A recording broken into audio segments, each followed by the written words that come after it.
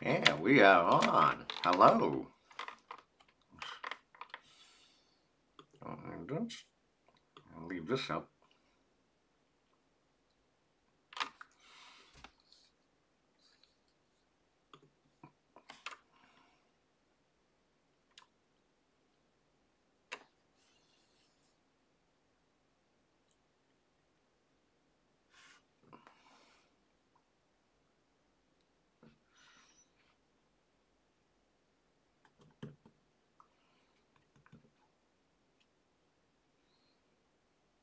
All right, no one tuned in.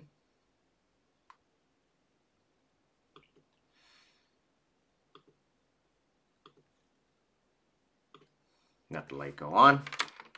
All right, looks like we got some viewers on. Hello.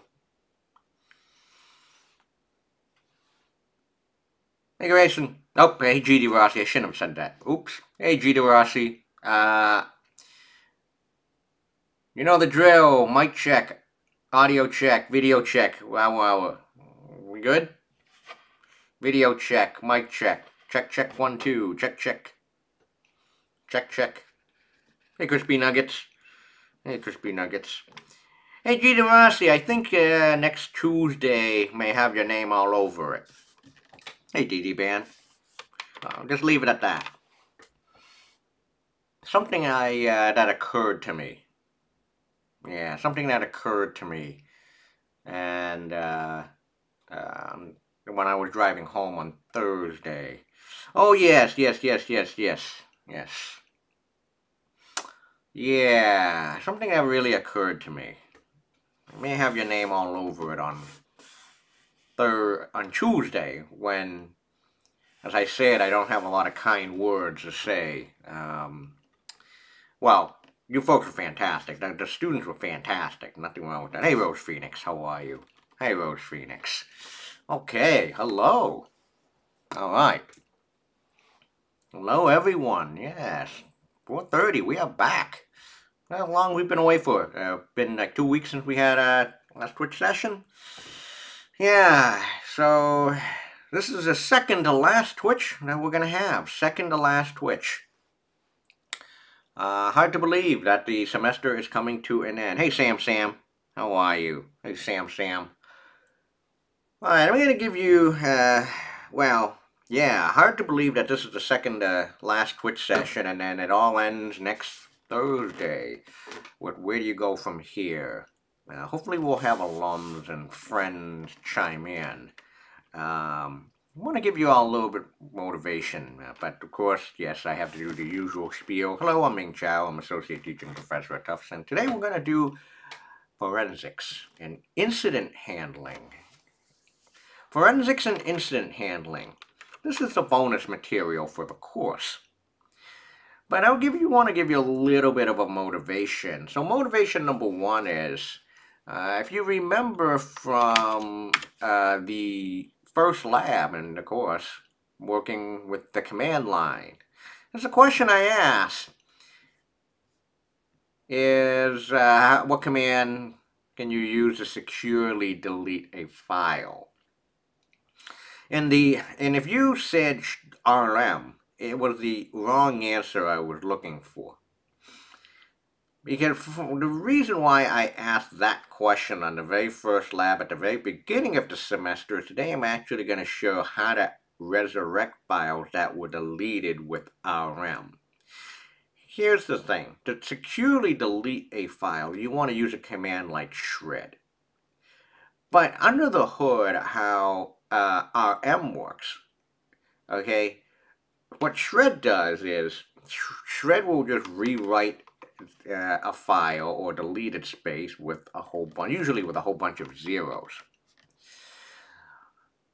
Straight RM is all it does, it just removes a pointer to a file.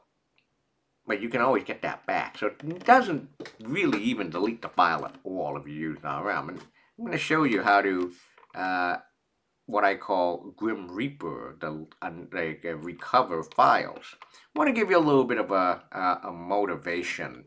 I guess the first motivation is we're going to need there's a lot of windows I do have open, but a reason for that. So I'm going to go, right now my desktop is empty. I'm going to go cd into my desktop. And I'm going to do a wget on an evidence file. Yeah, evidence file.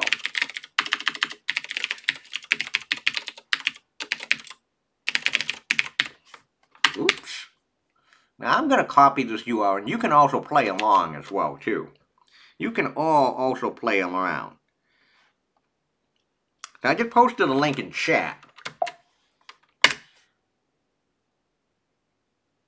And what is going to be, what evidence.dmg is, DMG is a disk image. It's a disk image. Yes. DMG files are disk images, very much like .iso. Okay. So what this evidence.dmg file is, it's a copy of an entire disk. That's it. How do you actually make disk images, DMG file? Well, I'm actually going to show you that today too. So if you have a Mac OS, I think you can do this on Linux and even on Windows. I think it's universal. You should be able to just, well, I know on Mac OS, if you have DMG file will have an image of a disk, will have an icon of a disk. What you can do is you should be able to double click on it. Well, you got a disk. There it is. And you can see that there's a disk. There's a drive that you can now double click and look.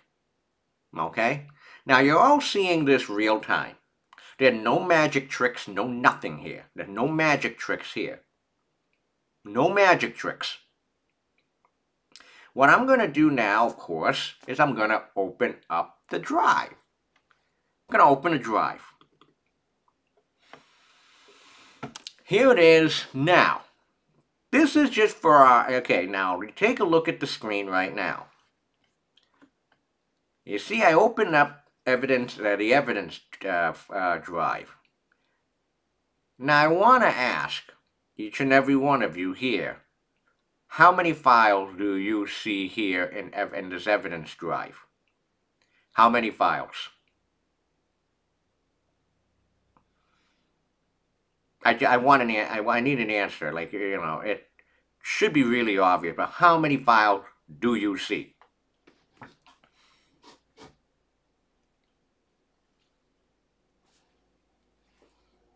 G. DeRossi says 2. Okay, there should be 2. Should be very, very straightforward. Right now, this is actually not a trick question. There's 2 items in here. It even says it right. Yeah, it says it right here. 2 items. 2 items. There's 1 text file and there's 1 picture. Let's take a look. Actually, before we take a look, and of course you may be asking, like, yeah, it sounds really obvious. There's 2 items here.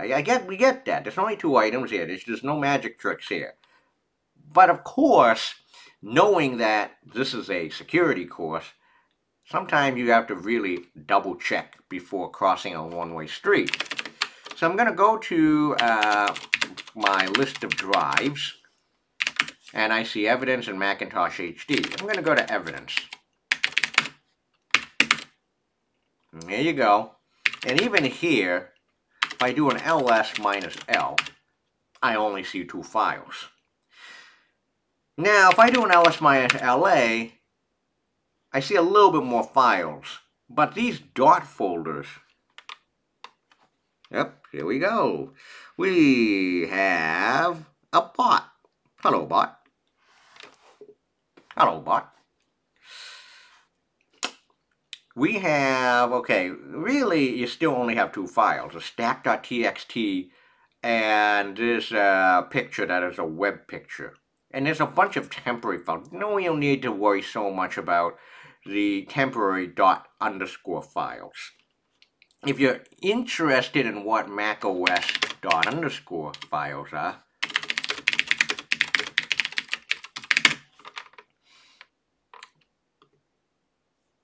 okay, so why are __ files created and how do I avoid them?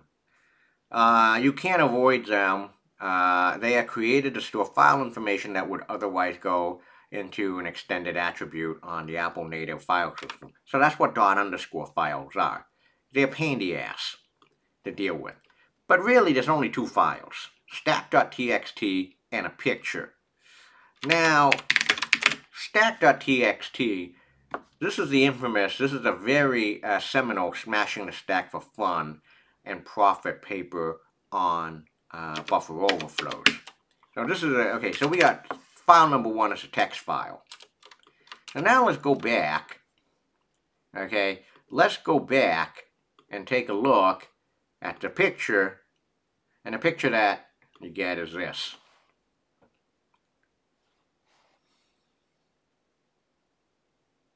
So these are the only two files on the disk.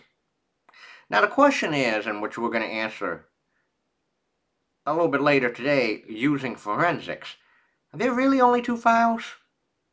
Were there any files that got deleted? Right now there's only two files that you saw. As Grace, G. DeRossi, you said two. But are there really two? Were there deleted files? Can we recover them? That's what we're going to do. That's the real motivation for today. Okay?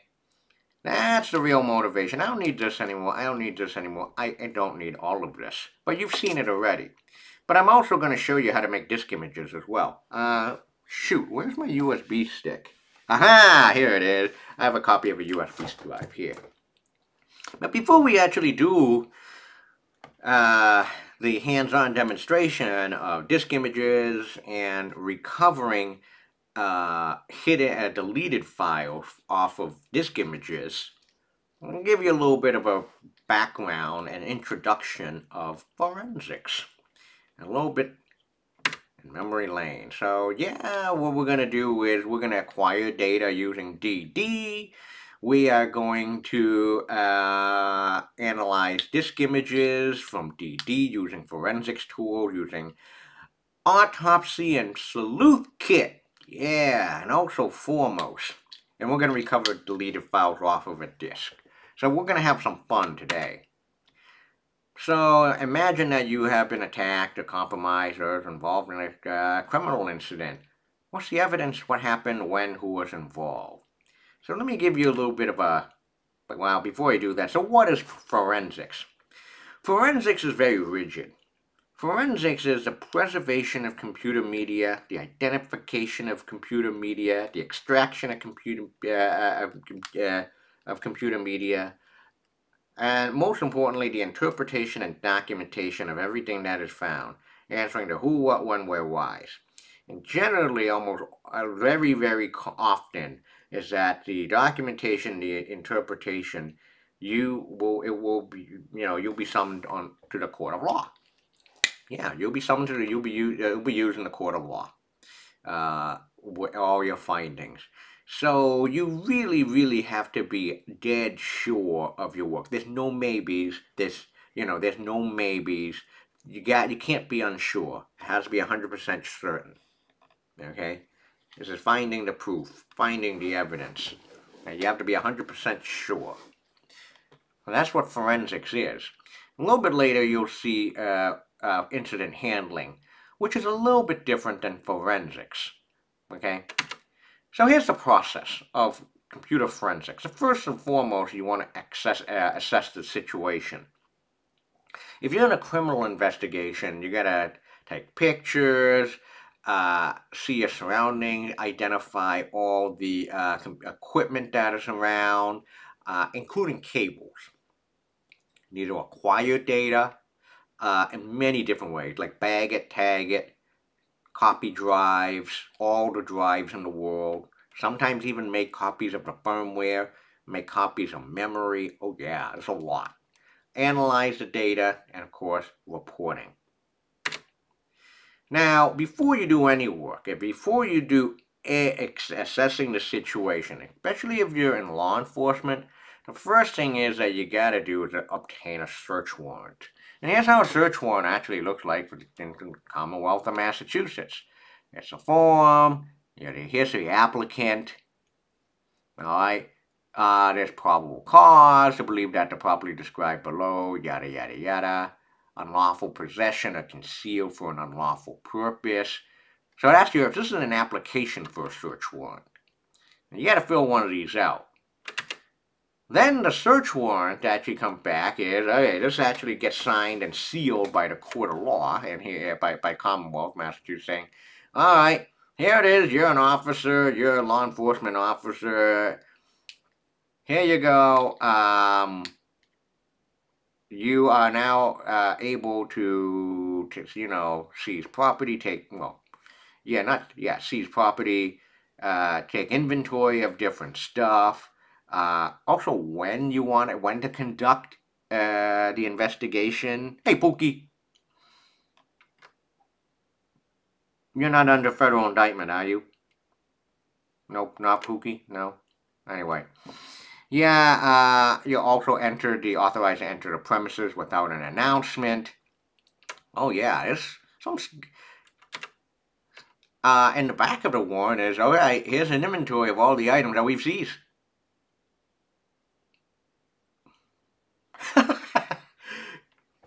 Yeah, here is a list of all the items. You have to make an inventory of all the items that have been seized.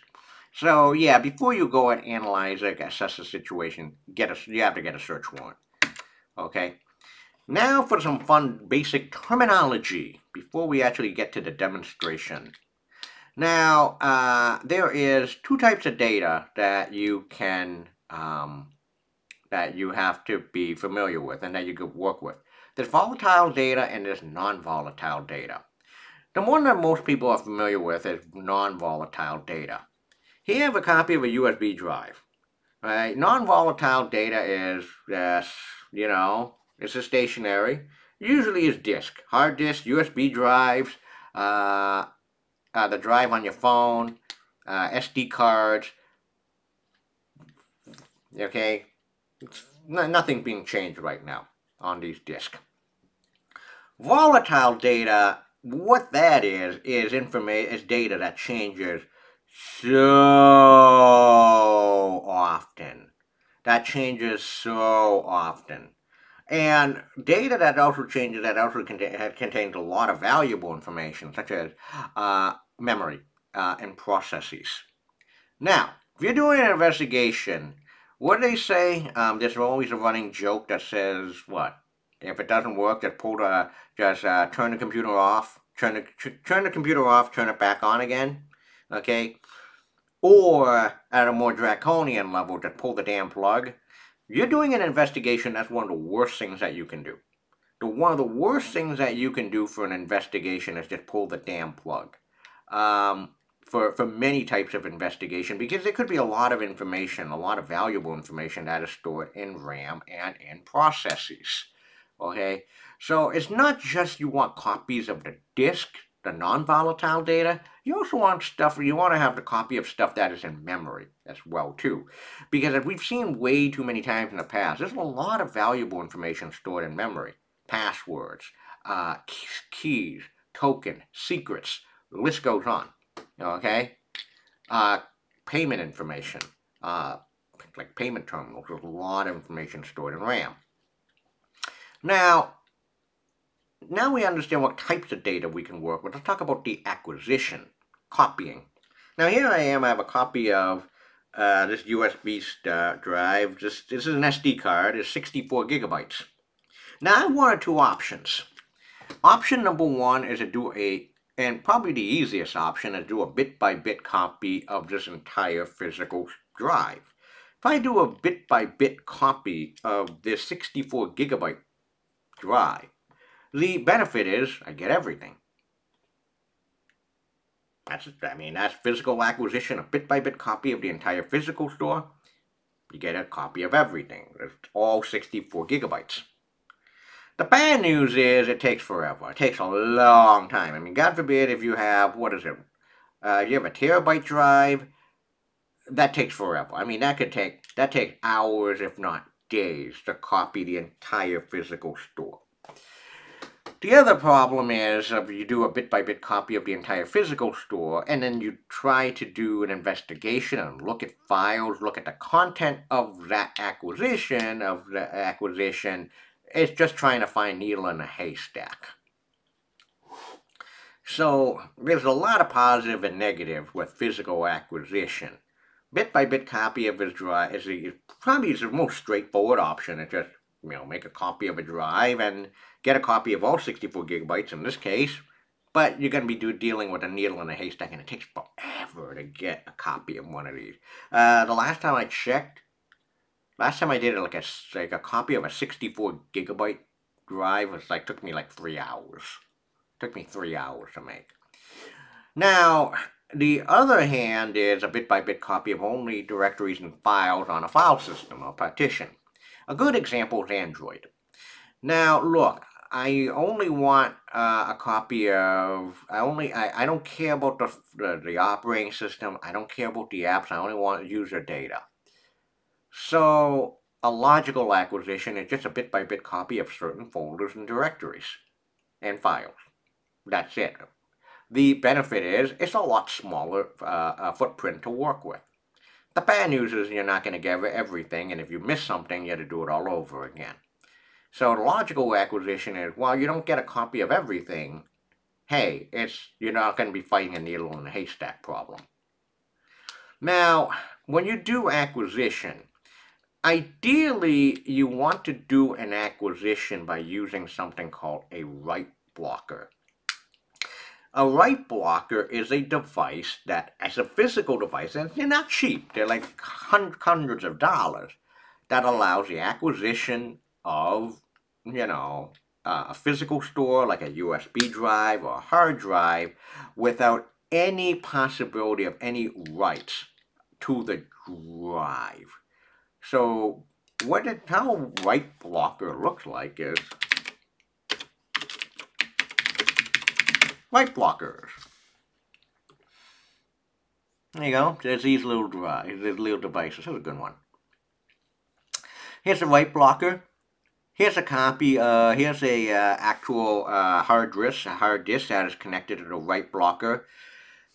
It's gonna go to some copy place. So what happens is a copy of this entire hard drive will be made to some device, some output device, but there's absolutely nothing can be written to the drive, which is extremely valuable if you're dealing with a case that actually has something to do with like malware or something. Okay, sector count. Oh yeah, there's a whole bunch of these.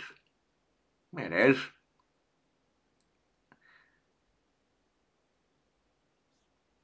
A bunch of these devices.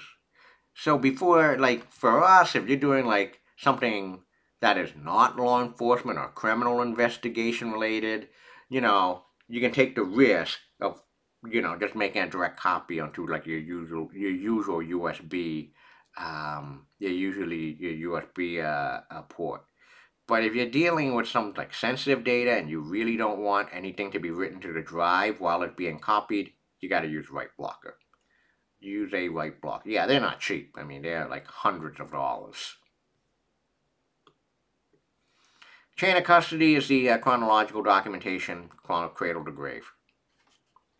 Okay, so what could possibly go wrong if you don't use a write blocker to acquire evidence? We've seen a case where you were copying a drive that was actually from a machine that was actually being owned. So what happened was the drive was, the computer was being owned.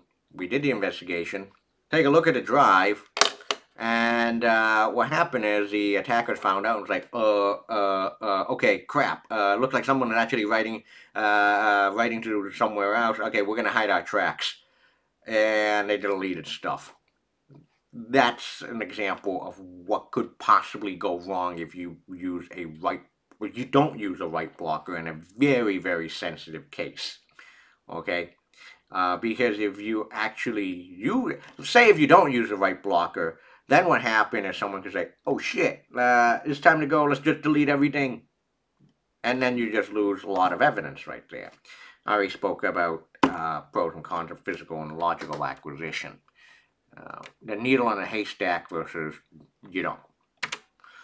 Forensics tools, believe it or not, forensics tools, you already know quite a bit of them.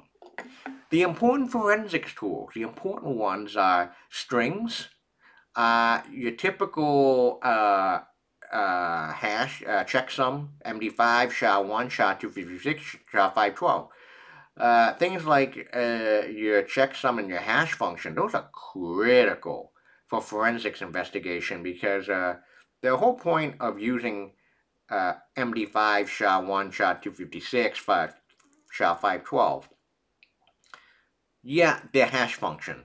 But the whole point of hash function is to check for integrity. Okay?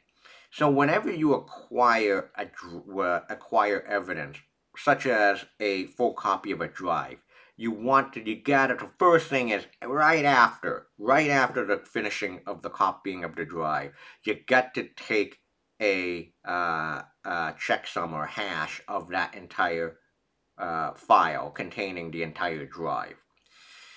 And that is your baseline. And usually it's not going to be just one person doing investigation, probably like a team of people doing investigation. So if a number of people are going to work on an investigation and using that same baseline file, everyone must have the same hash of that copy of the drive. Otherwise, the evidence got tampered with. You don't want that. DD for copying a drive. FTK is a forensics toolkit.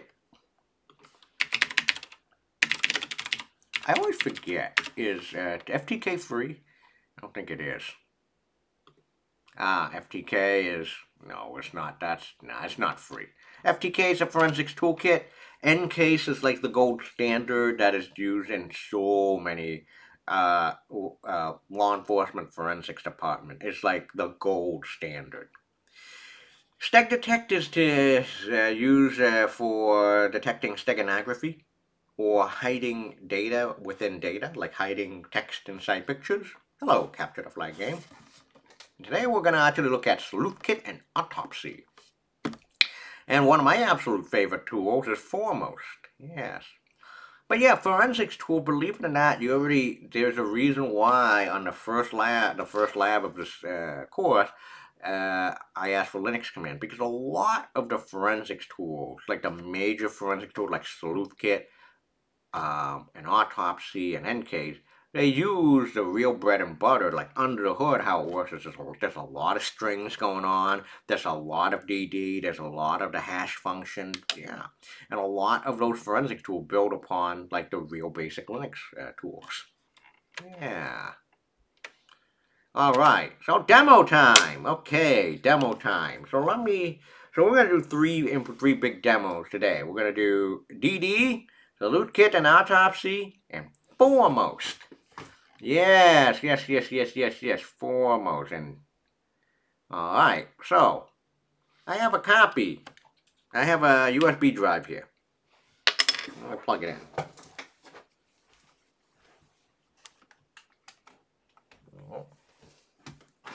Oh, what the hell is this? Now, yeah, I want to boot to my Mac.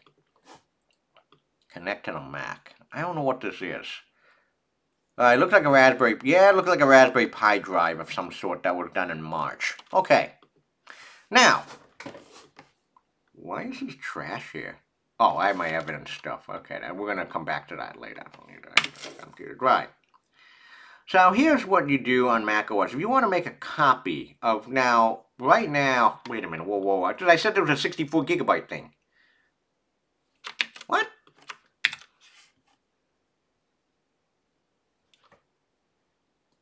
$262 megabytes?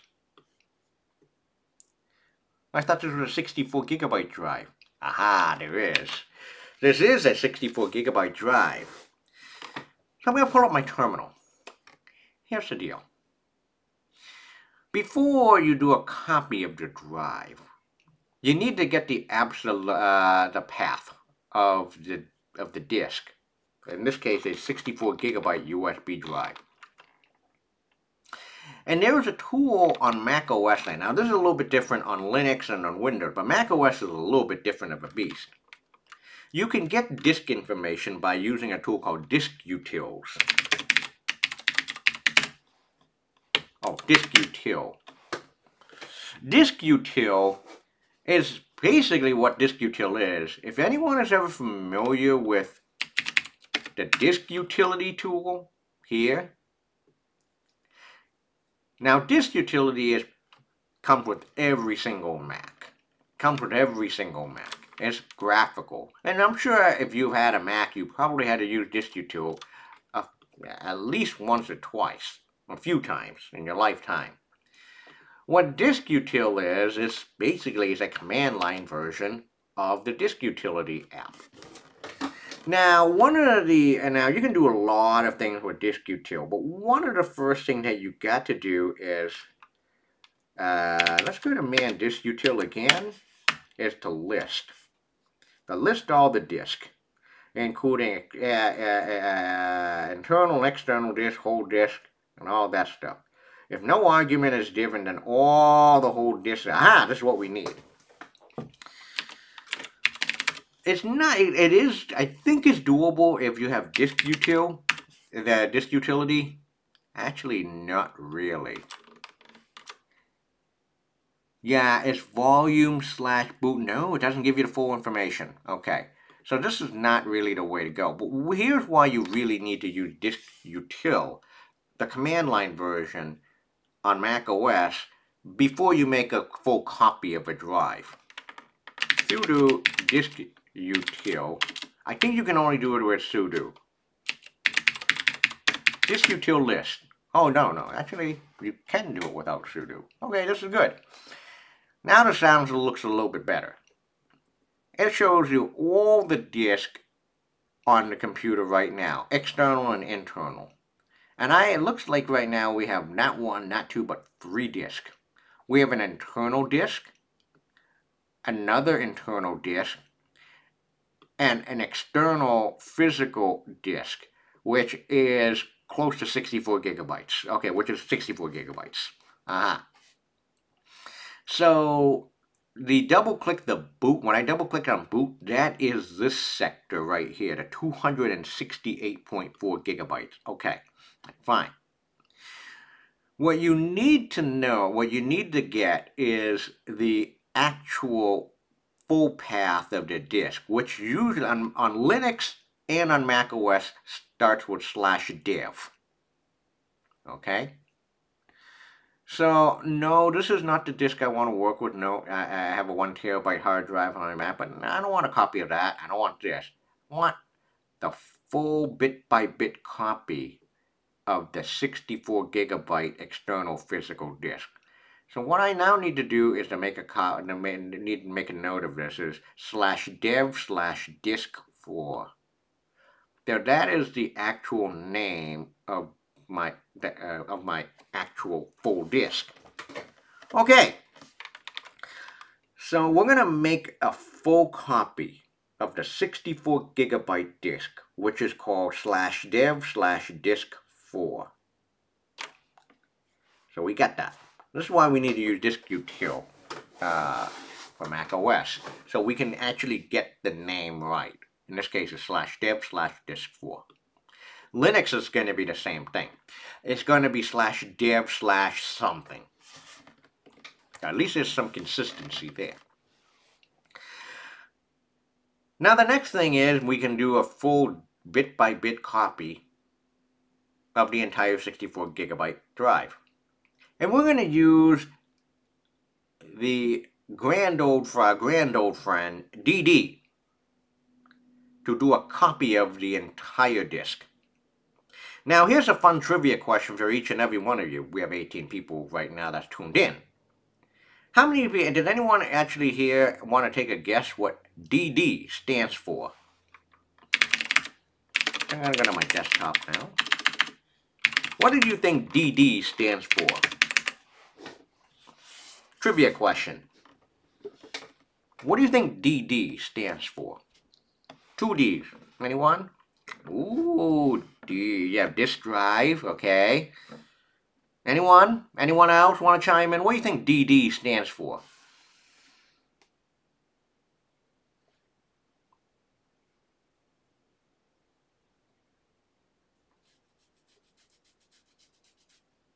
Anyone else? You're going to be fooled badly. The answer is duplicate. Ooh, that's a good call. No. DD stands for convert and copy. Ah? Yes. DD stands for convert and copy. Okay? Wait a minute. Whoa, whoa, whoa, whoa. DD stands for convert and copy? Yes. Here's why. Convert and copy. The original plan, the thing is that DD was meant to be CC. Now, fun trivia question is, do you know why so many commands in Linux are 2 or 3 characters long? CD, MV, LS, RM.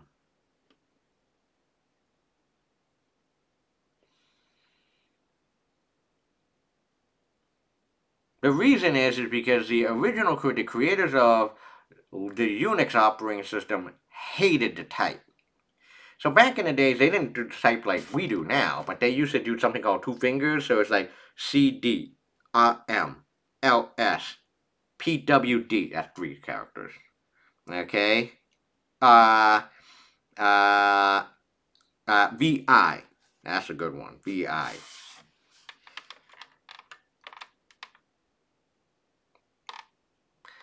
That's how they type it. 2 fingers. Now the problem is that convert and copy means CC. But unfortunately, if you don't know, you may have known that CC was already taken. CC is a C compiler. So if you type CC right now, it actually works. So unfortunately, because CC was taken, they have to say, okay, convert and copy. Okay, it can't be CC because that's already taken because of a C compiler. All right, we're going to bump up each other. We're going to do a DD. Okay, man DD, convert and copy a file. That was the original plan. Now, here's how DD works. Is actually pretty darn simple. How DD works is, I'm on my desktop now. You have to do sudo DD. Your in file equals your out file equals, and that's it. Your in file, in this case, the input file is the name of our disk, which in this case, which we found to be /dev/disk4. Your output, or your OF is going to be your output file, and we'll say output.dmg or ISO, it doesn't matter. And then you just hit the enter key. And that's it. Now you can see the drive was being copied. Now I'm going to let this run for a little bit. But one of the biggest problems with DD, it works. But there's one big problem, 2 big problem, 3 big problem, multiple big problem with using DD. First of all, there's no output to DD. There's no verbose output. There's not going to be like a stream of stuff. There's no indicator bar, status indicator bar, until it gets done copying. Or you do a Control-C. So, if, and I mean if,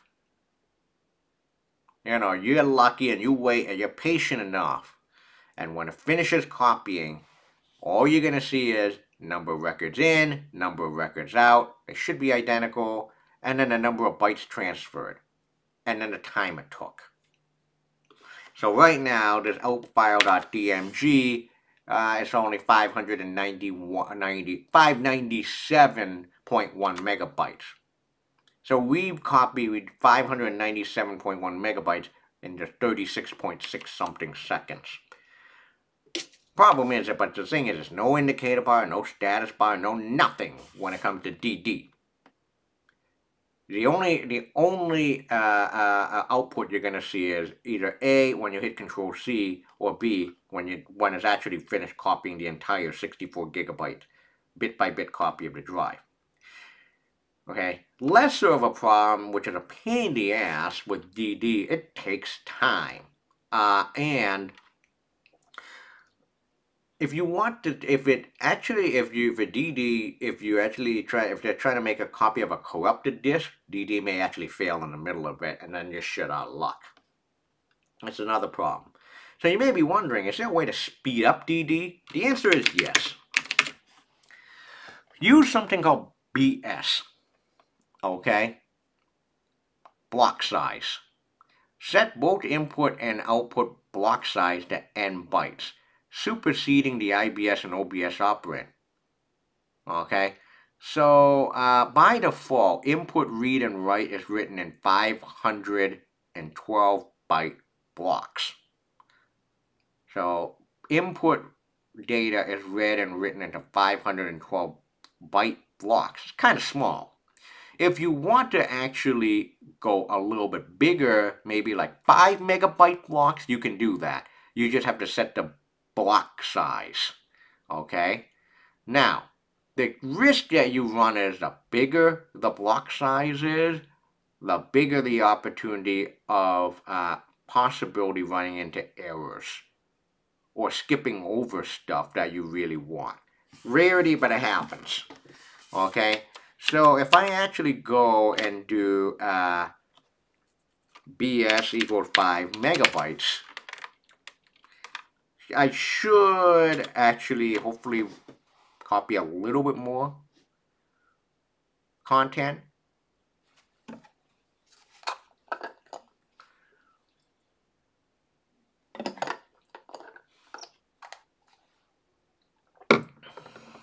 So if I hit Control C, I think it's been like 36 seconds so far. 25. Alright.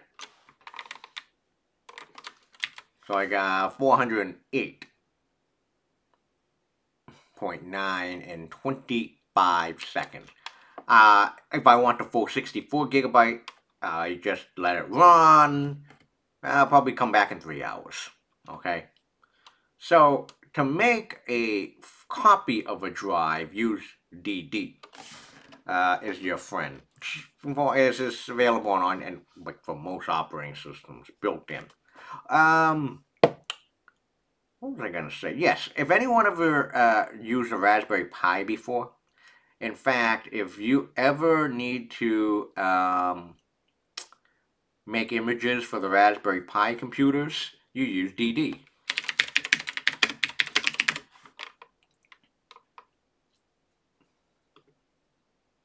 Yep, here it is. How to create an image of a Raspberry Pi SD card.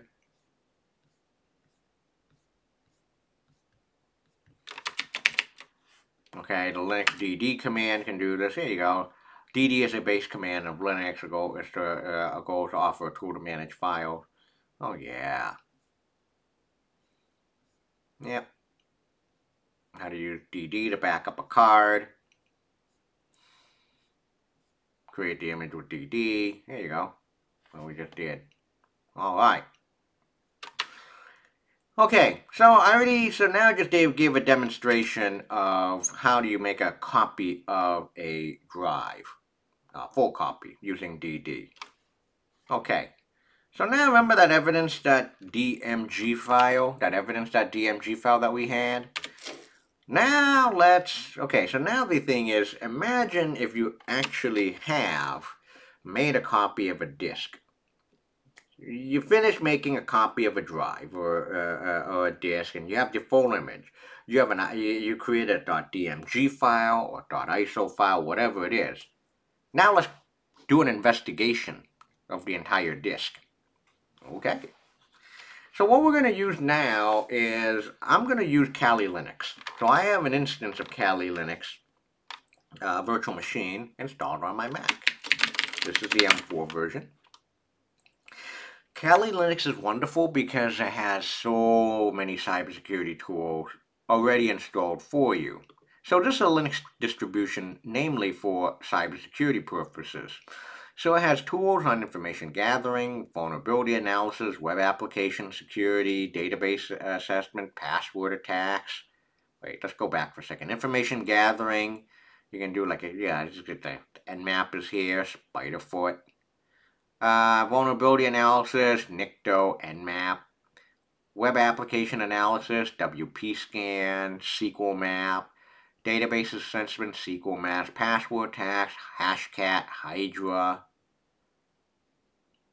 John the Ripper is here, yep. Wireless attack, reverse engineering. Exploitation tool, Metasploit. Sniffing and spoofing, Wireshark, TCP dump. Oh yeah. Exploitation. Netcat is here. Powersploit. Forensics. Autopsy. Foremost. Oh yes. Let me introduce you to SalthKit and Autopsy. SalthKit and Autopsy go together. The SalthKit and Autopsy is open source and platform independent. Open source digital forensics tool. One of the best logos around, too. There's two pieces. You need both to work. They both work together. The SalthKit is a collection of command line tools and C library that allow you to analyze this image and recover files from them. It is used behind the scene in Autopsy and many other open source commercial forensics tools. Autopsy is a graphical user interface. Okay, there it is. SalthKit.org. Still around. Yeah, it's still around. And so I'm going to use one of the nicest things about Cali is it still uses the older version of SalthKit and the SalthKit and Autopsy. So it's been really familiar for all these years. Okay, man, Autopsy. Autopsy is a forensics browser. Okay. So how to run Autopsy is you do sudo autopsy. Oh, you know what? Before you do that, gotta open up a new terminal. Oh, nope, don't want that. Actually, I can do a Control-C. Go to Workspace, and I want to do a wget, https www.cs.comp/116/evidence.dmg. I'm gonna need to make a copy of that evidence file, you know. So now I have the evidence.dmg file. There you go. This is what we just cracked open earlier today. So now I can do sudo autopsy. Leave it open, keep this process running, and use Control-C to exit. But all you just need to do is fire up a web browser, namely on Cali Linux. They go to http://localhost:9999 autopsy. And I just do http localhost 9999 autopsy. There you go. That's the Autopsy Forensics browser. So I'm going to create a brand new case.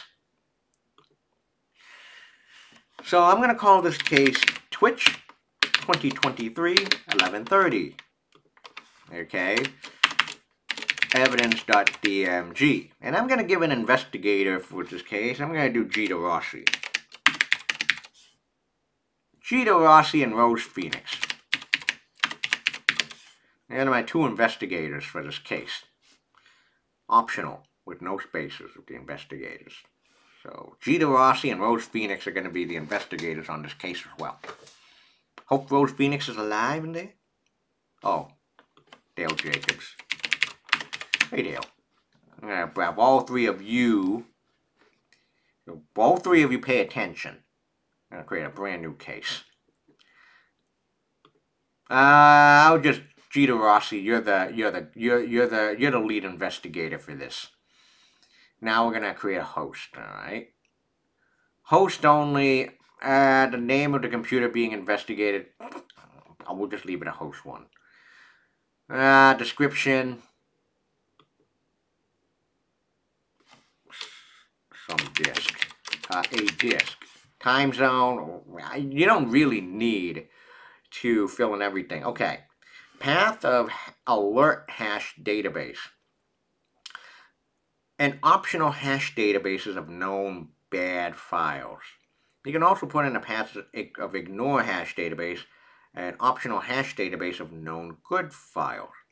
So what's a hash database is, a lot of agencies have a database of, I'll give you a good example, child pornography pictures, an index. So it's not the pictures, but it's just a lookup table of just picture and then the hash, file hash, the checksum, usually like MD5 or SHA-1.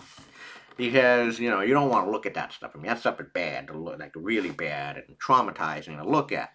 So what happens is, when they do an investigation, when you load in the disk, one of the first things this is going to do is just going to compare all the files on the disk with the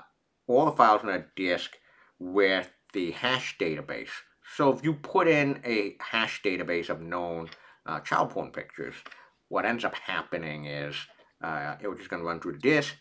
And of course, if it finds a file and it matches one of the checksum on the of the database that you fed in, then that's clear evidence that that picture exists on the drive without you even needing to look at it. We don't have to deal with that here. So I'm going to add the host. Okay. Now this got to be very, very careful. The host is created. Now we need to import an image for this host. Now, I want to open a brand new tab. I got to go to my Workspace. Now, the full path, you can't get this one you can't get wrong. You get to make sure that the path is correct. /home/defcon/workspace/evidence.dmg, where the evidence is capital E. Add the image. Add the image file.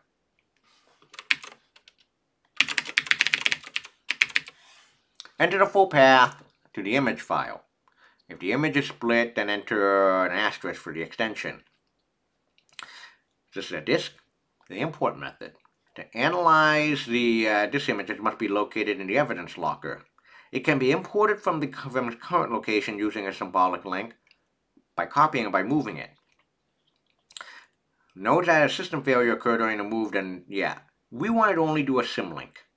Copy, okay, moving could be a bad idea.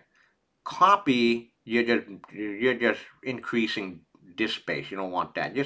We're gonna actually make sure to use, just use the disk at /home/defcon/workspace.evidence.dmg. Don't move it, don't make a copy it, just the location. Hit next. Data integrity. This is why I said earlier that hash function is so important for data integrity purposes. An MD5 hash can be used to verify the integrity of the image. We're going to ignore this. We don't need it. Analyze the image. Analysis of the image shows the following file partitions. Partition 1, sector range, mount. Okay, I think we're good. We'll just add. Yeah, looks good to me. Alright, here we go. Here's our case. Alright, we have a disk and a mount point. Let's go to details on, well, it defaulted to the disk. Let's see what happens. Can we extract strings? Oh, let's click on Analyze now. See what happens. Oh. File analysis is not available.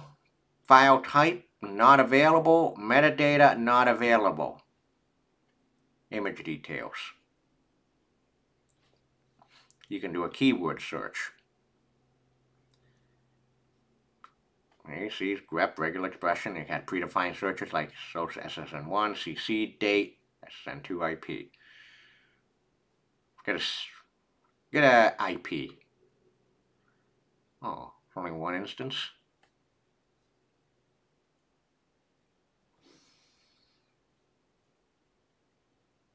Interesting. Well, this looks disappointing so far. Alright.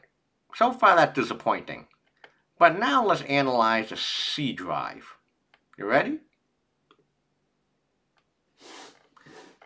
Now we have file analysis, keyword search, file type, image details, metadata, data unit, available. Hey, G. Rossi, are you still there?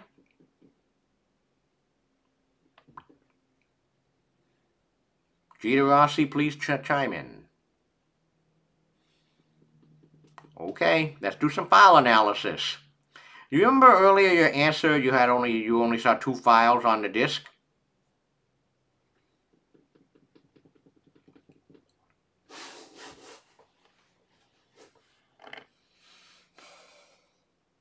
Remember how earlier you only had 2? You only saw 2? Let's now do a file analysis. See what happens.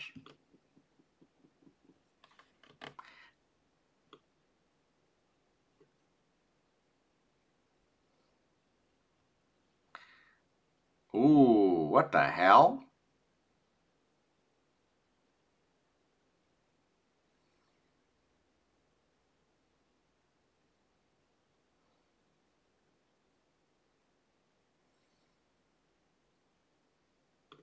Stack.txt. We knew that.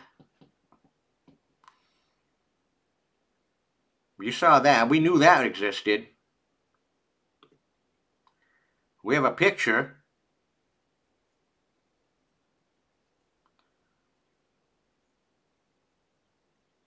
Well, wait a minute. Did you see this in the Gino Rossi? You said you only saw 2 pictures. But do you remember seeing this?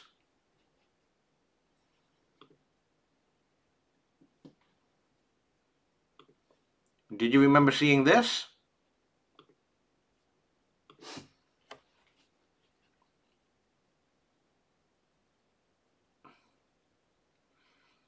Mm-hmm. Oh, yes. Exactly it. Stepping through memory looking for standard file headers and things like that. Even when they're deleted. You didn't see that in the original picture. Oh, more.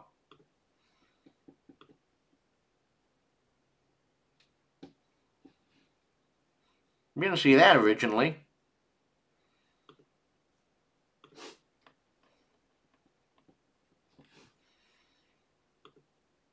I mean, you saw it with your own eyes. I mean, in both my Mac and on Linux, I just downloaded evidence.dmg using wget, the same URL, same file. Maybe I really messed up and I really should have taken a copy of the, I should have calculated the MD5 or even the MD5 of the evidence.dmg.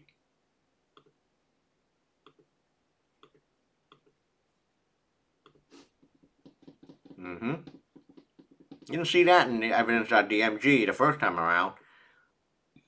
Well, well, well. Another picture.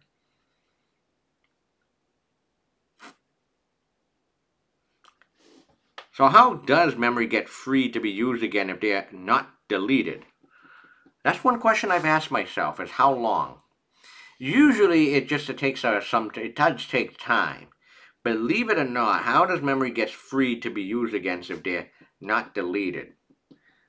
How does the memory get freed to be used again? I guess what happens is there is a pointer that says, okay, you can overwrite this, but who knows how long it will take to overwrite that thing. Like, you're free to overwrite that deleted area. The question is when and how long. I'm not 100% sure. Let's do some keyword search, shall we? We don't know. We can do a search for SSN1. Oh, we did find, oh, no, was not found. Date. Oh yeah, many instances of, what?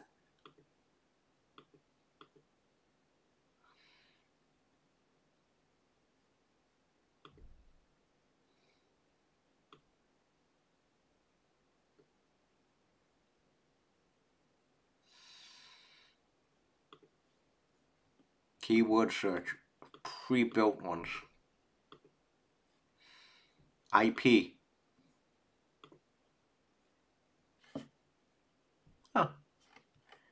Interesting. Enter a string of regular expression to search for. Buffer. Hit a search. Oh yeah.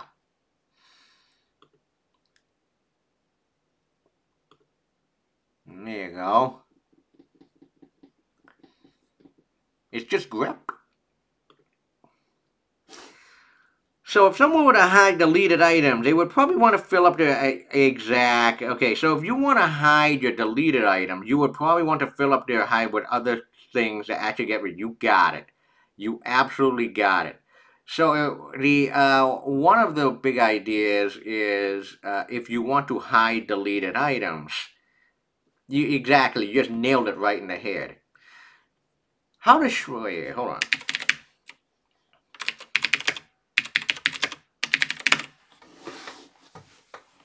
They would probably want to fill up your hide with other things. That's exactly what you need to do. Shred. Overwrite a file to hide its content and optionally delete it.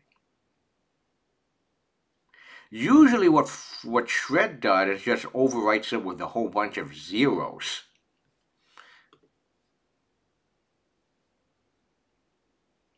There it is. Overwrites a file to option delete it. But wait a minute. Here, add a final overwrite with zeros to hide shredding. There you go. Add a final overwrite with zero to hide shredding.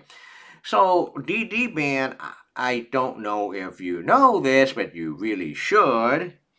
Oh, the shred guarantee overwriting. Oh yes, it overwrite. Absolutely, it does. In fact, if you ever work for a company and they either need to if you need to sell a computer, or a company needs to sell a computer, or when they're actually trying to transfer a computer from a former employee to a new employee, one of the first things that you got to do for the administrator is DOD wipe drive. Here it is, how to securely erase an SSD or HDD before selling it. If you're planning to sell or gift your old PC or just a drive inside, you need to securely erase your SSD or your best hard drive so the next person can't gain access to your files. You could have sensitive files on the drive which contains everything from password to yada yada yada. It almost goes without saying, but just deleting a file doesn't make it completely disappear. If you don't securely erase your SSD or hard drive, the operating system just removes the pointer. There you go. That's exactly what I just been telling you. Leaving all the bits in place until the drive need that space for new data and overwrite. But this answers your question, DD Band, but that could take years, or if you have lots of free space, never happens. There you go. DD Band, that answers your question. So we got killed multiple birds with one stone. Okay? You may think about resetting Windows 11 or 10 or 11 with that option to delete your drive to get rid of your personal, but as our tests provide, that is not the case. I was ready to donate my Windows 10 PC to remove everything, which deletes all of your files, and do a factory install. After the reset process, my personal files were erased as well as all the software. However, after I called Ease USA Data Recovery Wizard for free, a utility that finds and undeletes files, I was able to locate all my old files. To prove the point, I recovered a file called mypassword2.txt that lived on a document folder, and I would read everything inside of it. How do you actually securely erase an SSD or shred? Is the best way to erase a hard drive, which we'll cover, is to use a program to write random data all over the sector several times so that no remnants of the old file remain. In fact, if you work for the Department of Defense, it's even stringent. It takes a long time.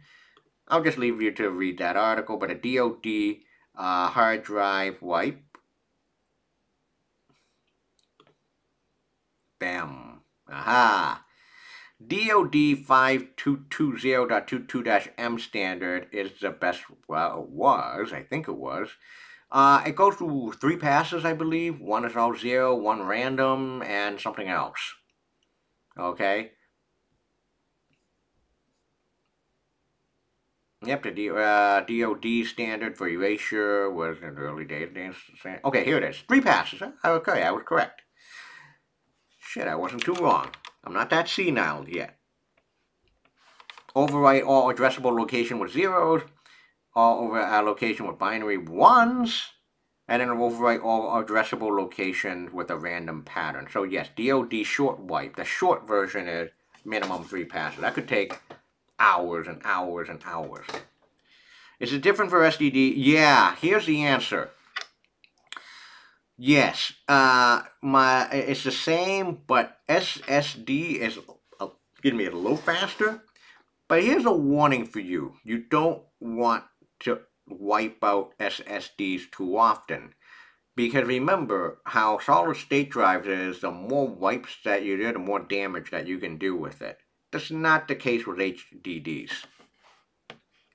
Be very careful when doing a secure wipe of SSDs. Be very careful. Same method, but SSDs you gotta be more careful because the more time you touch sectors, not a good thing. Alright, so yeah, this is SalthKit and Autopsy. Autopsy is nice because it's a graphical interface. You can do keyword searches, and you can do it has a nice graphical file analysis. Oh, full wipe means a full hard drive wipe. Like you ever say a 1 terabyte hard drive? 1 terabyte hard drive is a full wipe as you wipe out the entire 1 terabyte. Deleting and normal usage of deleting and writing to it. Normal usage and deleting of it is just maybe depending on how many bytes. So full wipe is wipe out the entire disk, all 1 terabytes, or whatever the size of your disk is.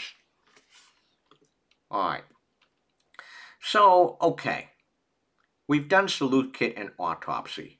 But you may be wondering, is there a command line version that can help you actually just recover pictures and files and stuff? And the answer is, yeah, and that's where Foremost comes into play. And this is where I need to refer to what I did way back in the days. There's a list of all my talks I've done. I've done so many of them over the years. Where the hell is it? Investigation and incident response using Backtrack. I want to give a shout out to the High Tech Crime Investigation Association, the HTCIA. I was a member from 2006 to 2010, and guys helped me out with my career. I haven't been a member. I'm no longer in good standing. I haven't paid my dues in over a decade, but never forgotten these folks. They held banger Christmas parties as well too, so give a shout out. Backtrack is now known as Backtrack is now known as Cali Linux. Some basics. Okay, there is DCFLDD, which is shortcomings of. I did mention this earlier. One of the shortcomings of DD is no verbose option. DCFLDD does hash on the fly, calculate the MD5 checksum while data is being copied, and has a status bar. DD_rescue is you rescue damaged disks. Foremost. By the defense cyber. I forget what DC3 is. Hold on.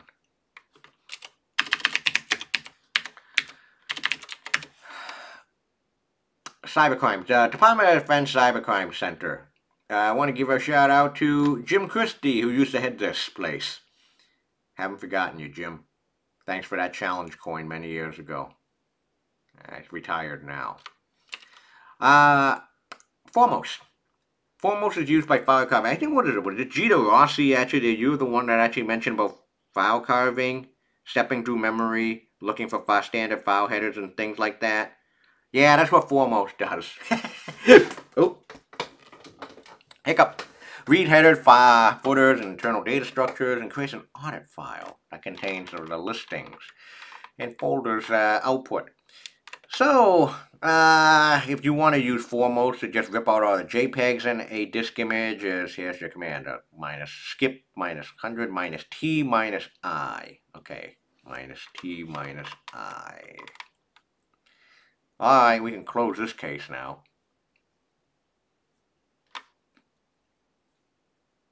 Close the host, close the case, main menu. There you go. Alright. Man, foremost, recover files using the headers, footers, and data structure. Gita Rossi, this is for you. Minus T. Okay, so it's foremost minus S 100 minus T is JPEG minus I evidence.dmg. What's going to happen? Ooh. There's an output folder.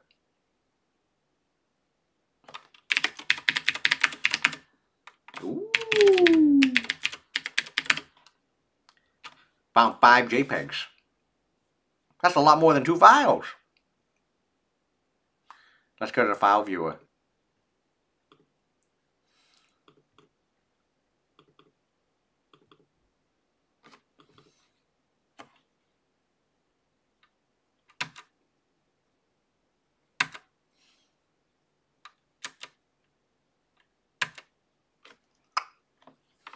Alright, files extracted. Let me clear the screen. Let me do an RM minus RM output and let's start all over again. Let's do the same command, but also now just the PNGs as well.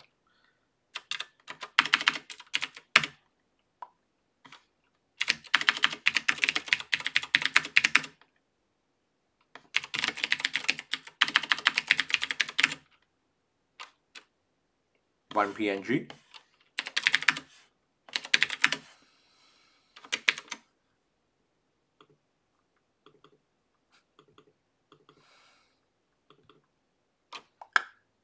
There you go. So far, not including that TXT file, we have seen what? 5 JPEG, 1 PNG, 2 WebPs as well too. So yeah, there were a lot more than just 2 files in that evidence.dmg. There were a lot more than just 2 files in that evidence.dmg disk image. Oh yeah. So foremost is great with just do file carving. So yeah, this is actually just Gita Rossi. Yeah, just steps from memory use looking for standard file headers and things. Oh yeah. Yeah, let's not get into Veneto. I haven't used that for years. So I've done DD, we've done the Autopsy and SalthKit, and we've even done foremost. So where do we go from here? Let's talk about incident handling. So incident handling is a much broader term. It's not as specific as forensics. Incident handling involves communication, logistic, coordination, planning. Really is to ensure that no one is barking up the wrong tree. Incident handling can range from, it's usually not just for criminal cases, but forensics is for things like ransomware, malware outbreak, a human resource crisis that someone is, an employee is cheating on someone else. Yeah, I've seen that stuff happen. Okay, so think of it this way. Incident handling, it's very broad, and the steps are a little bit different than forensics.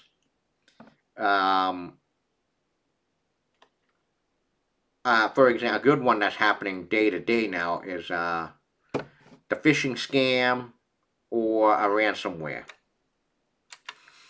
Okay, so forensics is really the point of documenting who, what, when, where, why. Incident handling is all facets of IT. But how incident handling is different than forensics works like this: is preparation of a case, identification, contain the situation, eradication, and recovery. And then there's also the important, probably the most important part of any incident handling phase is after action review and lessons learned. You know what's a good idea?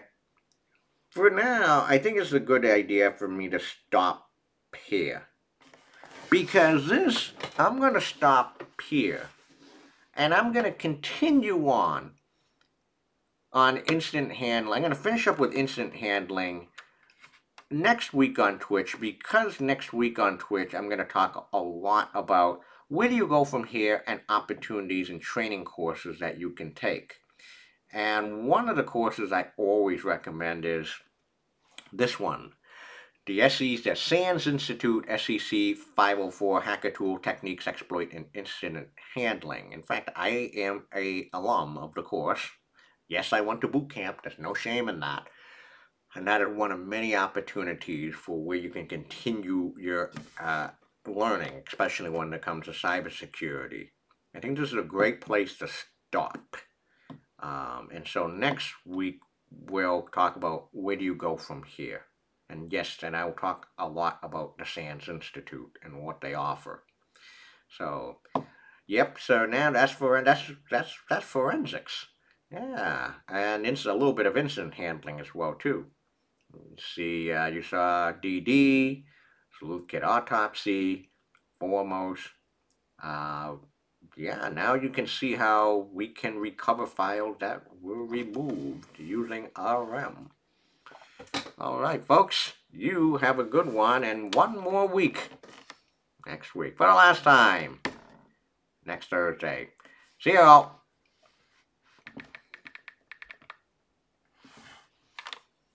Yeah, thanks everyone. It's fun.